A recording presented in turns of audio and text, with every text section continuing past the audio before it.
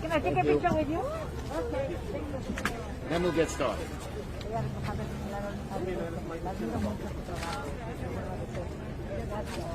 Okay.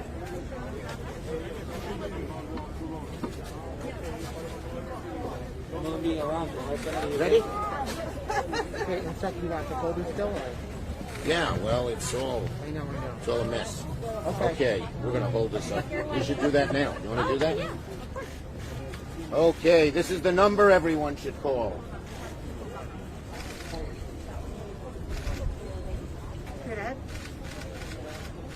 That's good. That'll get the word out.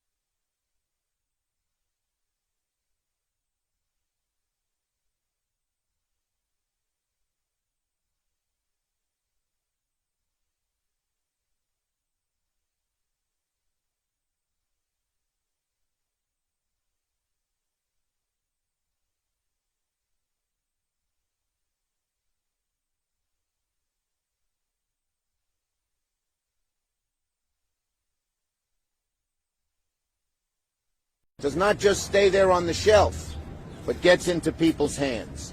And we've had a lot of cooperation, frankly, from FEMA.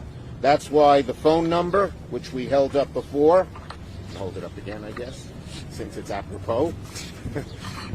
That's why they have set up a phone number. Starting today, people who have lost loved ones in COVID, because they can't pay for something's happening with they can't pay for the funeral and the burial from January 20th of last year to December 31st of the past year can get reimbursed, and those now who can't afford a funeral can get the money to pay for it on into the future. So we think this is a very important thing, and we want to get the word out. The phone number is going to be run by people who are understanding, compassionate, and speak multiple languages. I was just in the drugstore over there with 2 Egyptians. I hope maybe they'll speak Arabic as well as Spanish and other languages. And they will help people get through the problems. They will need to show the death certificate. We're working with the state and city to make sure that happens in the appropriate way. And they'll have to work to get their expenses. And we're all working with the funeral directors to make sure they help people get their expenses for those who have already paid. It's just gut-wrenching to realize that there are thousands of people, bodies, lying in morgues, not being buried properly. It's just one of the many, many, many problems that average people face, poor people, working people, with this COVID disaster. So let me see if I'm leaving out anything that's important, because my staff always writes great stuff, but then I do my impromptu. Okay. Yeah, here's what I want to say. When we did this a year ago, we didn't know much about COVID.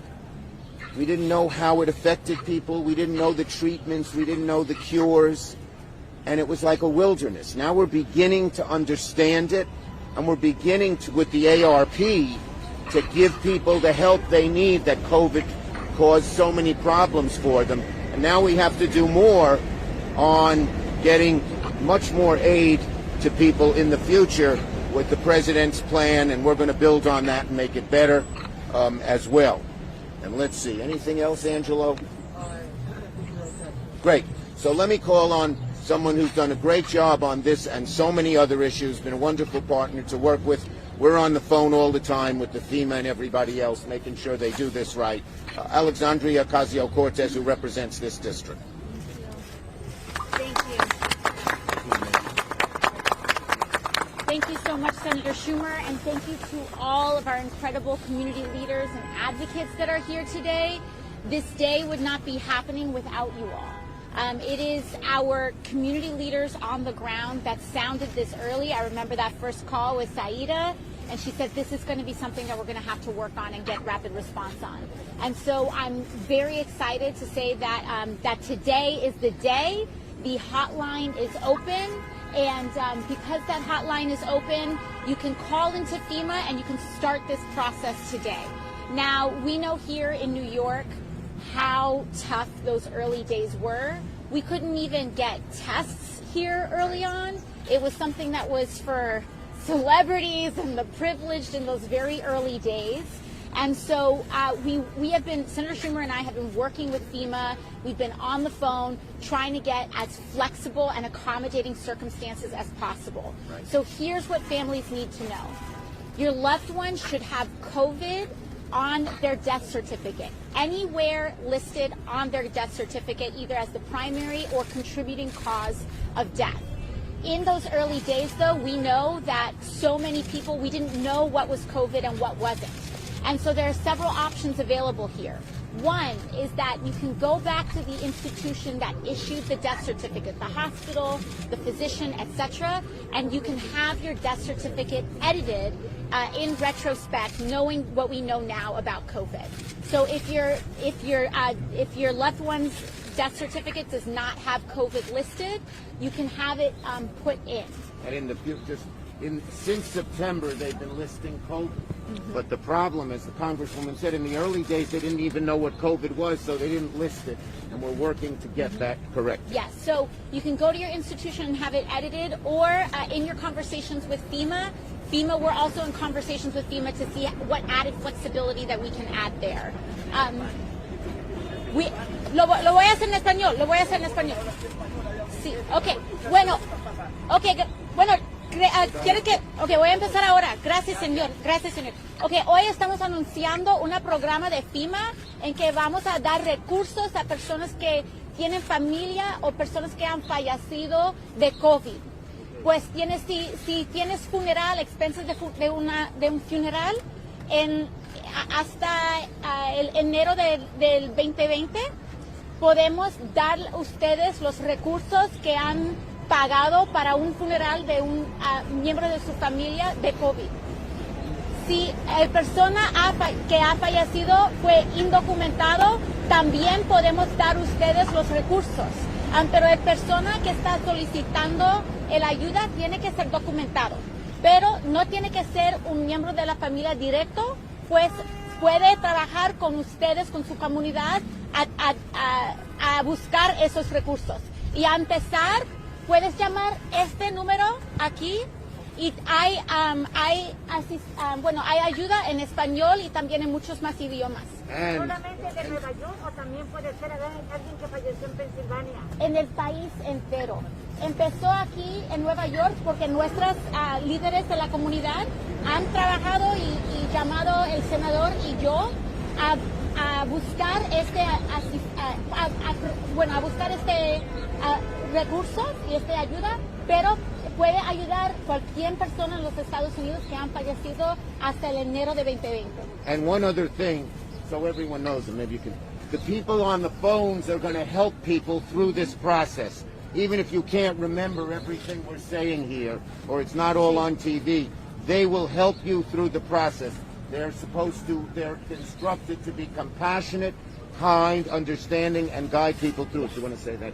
Ya, sí, y otra vez puedes llamar este número aquí, y este número hay personas que pueden hablar español y muchos más idiomas, y estamos trabajando con FEMA, con la programa y el departamento de FEMA, para que las personas que están muy compasionantes y puede asistir y puede ayudar a cualquier persona que está llamando aquí. So, y también the amount of money that we were able to get went up. So originally we were looking at $7,000. Now we got it up to $9,000 in reimbursements for funerals.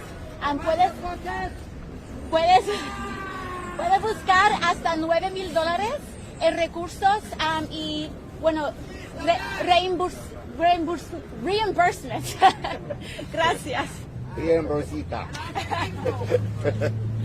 You finished? Pagado, sí. Yeah. So I Pagado. think, so I think that pretty much covers it. But we're really, really thankful. Again, we're so thankful to our community leaders and advocates, and to our community that has lost loved ones, who we have right here, family right here that has lost loved ones. We just want you to know how sorry we are, and that this is the very least and just the beginning of what we're trying to do for you as families. Well said. Okay, next we'll have Vinny Levien from the Catholic Diocese of Brooklyn and Queens. Each person's going to say a few words, and feel free to say in whatever language you want. Please, it's more important that Father Rodriguez says a few words on my behalf. Please, Okay, thank you. I would like to thank, on behalf of the Catholic community of Corona, Queens, I'd like to thank Senator Schumer for his always great support to our entire people, and to Miss You can get under the umbrella too. and to Miss Alexandria Ocasio-Cortez, who is a wonderful friend to all of us here in Corona. We are very happy also to work with her in many other subjects, and also for her concern for those in need in our community.